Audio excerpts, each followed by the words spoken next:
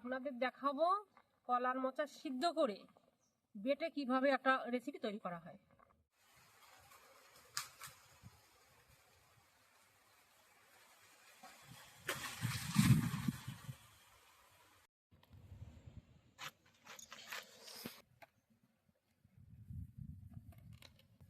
এটাকে সিদ্ধ করা হবে। কলার মোচাকে সিদ্ধ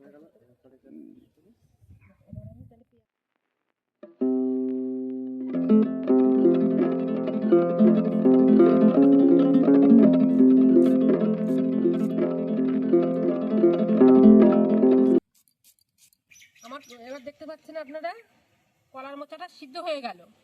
এবার শিলনোড়ায় ফেলে এটাকে থেতো করে নিচ্ছি। থেতো করে একটু বেটে নিতে হবে বেশ সুন্দর মিহি করে।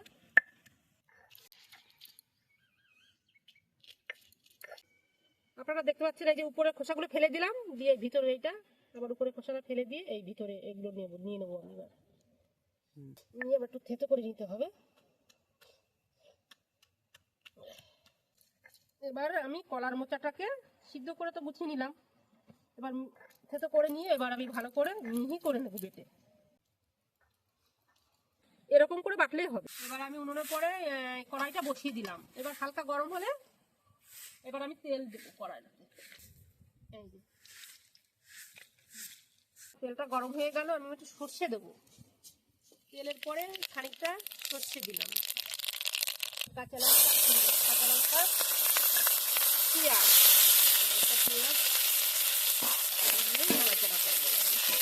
এবার একটু ভাজা ভাজা হয়ে যাবে যখন লাল লাল, তখন আমি ওই কলার মোচা বাটাটা দিয়ে দেবো। নাড়াচাড়া করতে হবে,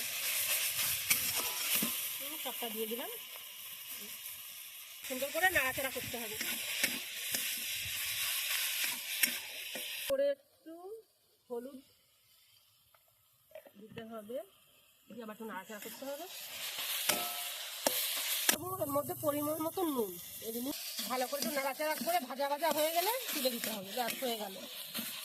স্বাদের জন্য হালকা একটু চিনি ছড়িয়ে দিলাম। লাল লাল ভাজা হয়ে গেলে তুলে নেব।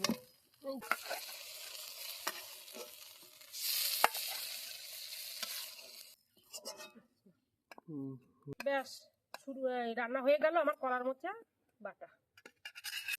এটা আবার এখন রেসিপিটা তৈরি হয়ে গেল। এবার আপনারা এরকম করে তৈরি করে খেয়ে দেখবেন, খুব স্বাদ, মানে খুব সুস্বাদু খেতে।